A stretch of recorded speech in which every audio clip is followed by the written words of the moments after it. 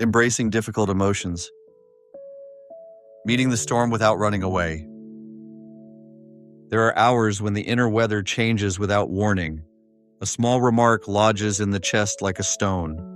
An email opens a door to dread. You wake with a gray heaviness and it follows you from room to room. Our conditioning urges us to push these feelings aside or outrun them with activity. We binge on noise, pick up the phone, busy the hands, and hope the heart will quiet on its own. Thích Nhất Hạnh offers a gentler courage. Do not run. Turn toward what has arrived, the way you would turn toward a crying child in the night. He says in The Miracle of Mindfulness that mindfulness is the simple capacity to be here for what is actually happening, and that includes being here for anger, sadness, and fear. From the beginning, his teaching is disarmingly plain. Difficult emotions are not enemies to be defeated. They are parts of us asking for care. In anger, wisdom for cooling the flames. He compares strong emotions to a baby who is crying and needs to be held. You do not throw the baby out of the house. You cradle the baby and walk slowly until the trembling eases. The baby is your anger, your sorrow, your fear. Mindfulness is the parent who arrives and says, "I am here." This image is not sentimental. It is a clear instruction to the body and mind. Stop fighting yourself. Why is this so important? Because pushing away pain does not dissolve it. Suppression buries the coal, and the heat leaks through the floorboards of our words and actions. We snap when we mean to speak gently. We make quick decisions that carry us farther from what we value. We cannot love well while waging war inside. He says in the heart of the Buddha's teaching that understanding is love's other name. Therefore, the first kindness we can practice is to understand what we are feeling. Understanding begins when we stop, breathe, and let the feeling know that it is seen. Stopping is a brave act. It goes against habit energy, that momentum which keeps us moving because we fear what stillness might show. But when we stop, even for one breath, we discover that an emotion is not a monster. It is an energy in the body, changing even as we notice it. We learn to feel where it lives. Heat across the cheeks, a squeezing behind the eyes, a tightness around the throat, a knot in the belly. We learn to meet those sensations with breath and gentle attention. He says in How to Sit that a single mindful in-breath can begin to transform a difficult feeling, because the in-breath brings the mind home to the body, and where body and mind are together, we are no longer exiled from our own life. This is the first promise of the path. You do not have to choose between drowning in emotion and denying it. There is a middle way. You can stand on the firm ground of the breath and let the wave come and go. You can feel your fear without becoming fear, your anger without becoming anger, your sadness without becoming sadness. The wave is real. You are more than the wave. The mothering energy of mindfulness. Mindfulness is not a cold spotlight. It is warm, like sunlight, that both illuminates and softens. Thích Nhất Hạnh says in Peace, is every step that mindfulness has two immediate functions with a painful feeling, to recognize and to embrace. Recognition is a simple sentence inside the mind. Breathing in, I know anger is here. Breathing out, I am here for my anger. The words matter less than the quality of attention. To recognize is to tell the truth without judgment. Acceptance begins the moment you tell that truth with a friendly voice. Embracing follows naturally. He loves the verb to cradle. The instruction is almost shockingly tender. Hold the feeling the way a mother holds a baby. If a child is wailing, a wise mother does not analyze the cry immediately or argue with it. She gathers the child close, sways a little, hums a little, shares her steady warmth. The child's nervous system takes its cue from the mother's body. In exactly this way, your steady breath, and soft awareness calm the nervous system of the emotion. He says in anger that we cook our anger on the fire of mindfulness. With steady heat, 10, 15, 20 minutes, it becomes edible. Raw potatoes do not nourish, cooked potatoes do. The breath is the first and best cradle. Breathing in, I calm my feelings. Breathing out, I smile to my feelings. He repeats this kind of gatha, simple phrases paired with the rhythm of breathing, because the body understands rhythm more easily than theory. The gatha is not magic. It is a signal to your whole being that you are switching from fighting to caring. The in-breath brings you back inside your body. The out-breath invites the muscles to loosen by a few millimeters. With each cycle, the body believes a little more that it is safe enough to stand down. Walking can also cradle emotion. In How to Walk, he offers a sentence to match the feet. I have arrived, I am home. When anger is hot or fear is electric, sitting still may be too much. Walk slowly, perhaps in a small circle or down the hall, and let each step be an arrival. Feel the contact of your soles with the floor. Let the earth take some of the charge. With each step, you are saying to the feeling, we will go together. The companionship is the medicine. Your feeling is no longer a ghost. It is a guest you are willing to host with care. There is a third cradle, community. He says often that it is difficult to transform strong emotions alone. When your mindfulness feels thin, borrow the mindfulness of others. Sit with a trusted friend in silence for a few minutes.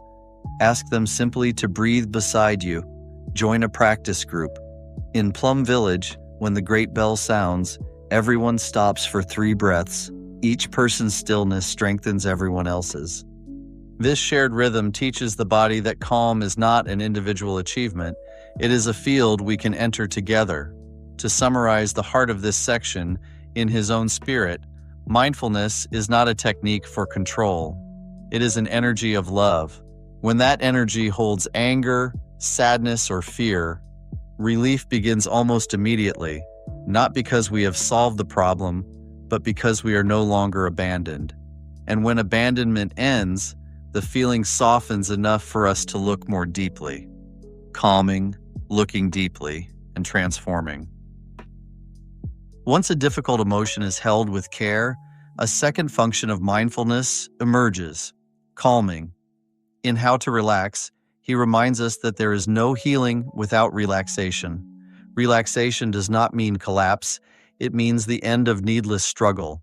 The breath lengthens by itself when allowed. The shoulders descend by themselves when trusted. Calming is a biological truth before it is a spiritual one.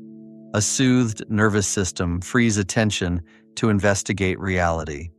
This investigation is what he calls looking deeply. The Buddhist word is vipassana, insight. We do not stare at the feeling as if through glass. We look into the conditions that produced it. He often points to wrong perceptions as major roots of suffering. We misheard a tone and added a history. We assumed motive without asking. We carried an old wound into a new moment and then treated the new moment as if it were the old one. He suggests a humble question that can save many relationships. Am I sure? To ask this sincerely is to open a window. You are not denying your feeling. You are checking the story you built around it. Looking deeply also reveals unmet needs. Anger often protects something vulnerable: hurt, fear, exhaustion, loneliness. Sadness might be asking for rest. Fear might be asking for information or for company while you take a step that matters. He says in the heart of the Buddha's teaching that understanding is the foundation of compassion. When you see clearly what your feeling is guarding, compassion arises naturally. You no longer hate the anger for making noise. You thank it for trying to keep you safe, and you take over its job with more skill. From here comes transformation. He loves to say in No Mud, No Lotus that suffering is compost. If you know how to tend it, roses grow. This is not decoration added to pain. It is the organic law of the heart. Insight changes behavior. After you have truly cared for your anger, you are much less likely to speak words that burn. After you have held your fear kindly and seen its roots, you are more likely to take the next small step rather than freeze or flee. After you have listened to your sadness and honored what it honors, love, loss, tenderness, you are more able to love again without closing. He gives very practical guidance for moments when the heat is high. Do not speak or act while the storm is strongest. In anger, he recommends a firm but gentle agreement with yourself. I will not do or say anything. I will breathe and walk until I can see clearly. This is not avoidance, it is wisdom. Words spoken in flames burn the speaker first. When you feel even a little more space around the feeling, you can return to the person or the task with fresh eyes. Loving speech, truthful, gentle, timed wisely, becomes possible again. Deep listening, present, non-defensive, becomes possible again. In the art of communicating, he calls these two practices the essential keys to healing: loving speech and deep listening. Without them, pain multiplies. With them, even old knots can begin to loosen. There is another form of looking deeply that he returns to again and again. Interbeing, his word for the radical connectedness of all things. When anger is hot, we feel separate and embattled. When sadness is heavy, we feel alone. Interbeing softens that illusion. Your breath contains the work of trees. Your cup of water contains clouds. Your capacity to care was handed down by countless acts of care long before you were born. Even the person who hurt you was shaped by conditions you did not see. This does not excuse harm. It widens the frame so that compassion has room to grow. In Living Buddha, Living Christ, he says, the real miracle is to walk on the earth. When you touch the ground of interbeing, your steps steady. You remember that your suffering is not proof of isolation. It is proof that you belong to life. Practicing in the body, simple ways to hold what hurts. His teaching is never only about ideas. It is resolutely embodied because suffering is embodied. Every method he offers can be practiced today in an ordinary room with an ordinary body. Begin with posture that is friendly. In How to Sit, he suggests sitting in a way that is pleasant if you can, even for a few minutes. Straight but not stiff, relaxed but not collapsed. Let the hands rest where they can forget themselves. If sitting feels impossible, lie down and place a hand on your belly. Feel it rise and fall. This is the oldest lullaby in the world. Let one in-breath be complete. Follow it from the cool touch at the nostrils, to the widening of the ribs, to the gentle lift of the chest. Let one out-breath be complete. Feel the soft descent of the chest and the ribs drawing in.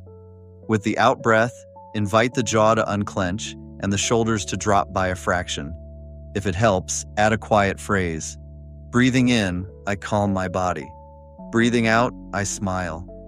The smile is not a performance. It is a small signal to the nervous system that it may stand down. If restlessness is strong, walk. In a hallway or a garden, take 10 steps slowly. Let each step end a little sooner than your thoughts expect, so thoughts have to catch up to feet rather than feet chasing thoughts. He loves the phrase, kiss the earth with your feet. It is simple, almost childlike, and that is its strength. When your soles touch the floor as if it mattered, the mind learns that the present matters more than the story. If the emotion is overwhelming, narrow the field. Choose one anchor. The sensation of air at the tip of the nose, the contact of hands, the weight where your body meets the chair, and keep returning to it. When the feeling surges, widen attention for a few seconds to include the whole body. This is what a body feels like when fear visits. Then gently return to your anchor. The rhythm of widening and returning keeps you from being swept away and keeps you from being numb. If the mind keeps arguing, give it useful work. Count the breath from 1 to 10, pairing one number with each full in and out cycle. When you lose count, begin again at 1 without scolding, or use a gatha as you move through simple tasks. Present moment, wonderful moment as you wash your hands, arrived home as you touch a doorknob. These are not slogans. They are small ropes tied from the mind to the body so they do not drift apart. If you feel alone, invite a bell of mindfulness. Any sound can be a bell. The ring of a phone, the hum of a refrigerator, a bird outside the window. Decide in advance that when you hear it, you will stop and take 3 breaths. 1 to come back to the body, 1 to release tension, 1 to smile to what is here. In peace is every step. He suggests a simple verse. Listen, listen. This wonderful sound brings me back to my true home. Home is not a metaphor. It is the lived sense that you and this moment belong to each other. If you are in conflict with someone, practice first alone. Hold your anger as a mother holds a child until it is steadier. Then write or speak with loving speech. He recommends sentences that have the shape of truth without blame. I suffered when I heard those words. I may have misunderstood. Please help me understand this is not weakness. It is fierce care for the relationship and for your own integrity. In the art of communicating, he reminds us that the purpose of speech is to help the other suffer less. When that is your aim, even hard truths can be spoken in a way that heals. If the emotion returns tomorrow, practice again tomorrow. The point is not to end sadness forever or eliminate anger from the human repertoire. The point is to become trustworthy to yourself so that when any feeling arrives, you know how to receive it. Trust changes everything. Fear still knocks, but it no longer owns the house. From personal healing to collective compassion. The way we handle our own emotions becomes the way we handle each other. If we suppress what hurts in ourselves, we will ask others to suppress what hurts in them.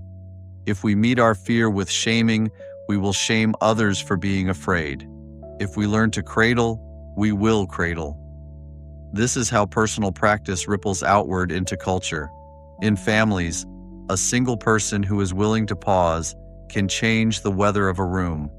When tension rises, the one who breathes and speaks slowly becomes a bell of mindfulness for everyone else. Children learn from rhythms more than from rules.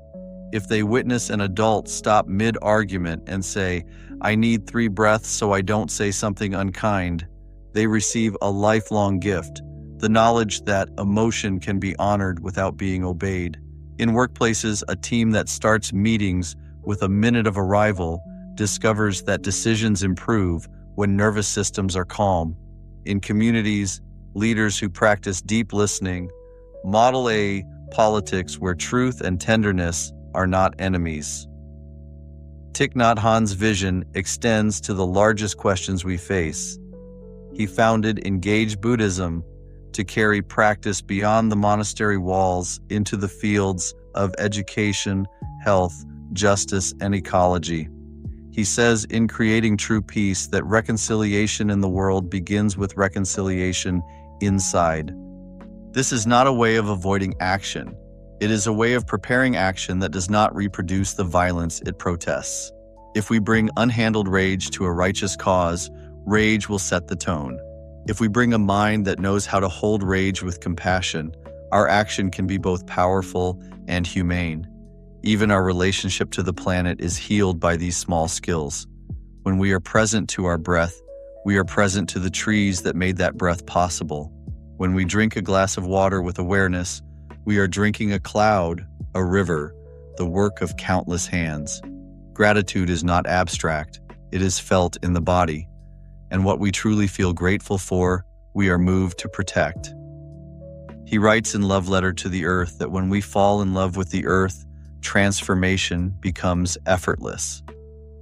Love gives us the stamina to keep caring when the news is heavy. The circle closes here. To embrace anger, sadness, and fear is not merely to feel better. It is to become the kind of person who can be entrusted with a family, a classroom, a clinic, a city, a forest. The skills are small, and they are sufficient. To stop, to breathe, to name, to cradle, to look deeply, to speak with love, to listen with patience, to act with clarity. Wisdom is not far away.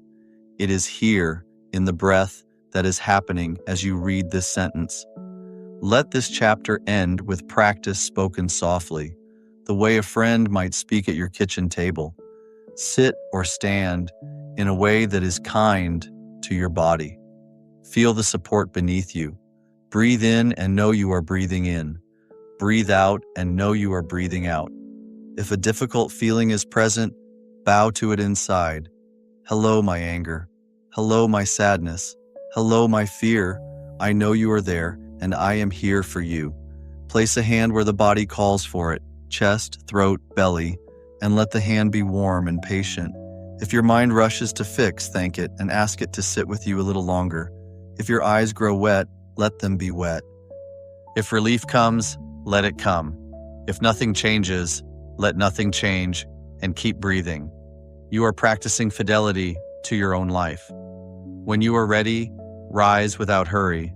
Walk a few steps, and let each step be your home. If you need to speak to someone, choose words that aim to help both of you suffer less. If you need rest, rest. If you need to act, act from steady ground. And when the next wave comes, as it will, remember the mother and the child, the breath as cradle, the warmth of your own awareness as medicine. As Thích Nhất Hạnh says in No Mud, No Lotus, the lotus blooms because of the mud, not in spite of it. With mindfulness, the dark soil of our emotions becomes the ground where understanding and compassion grow.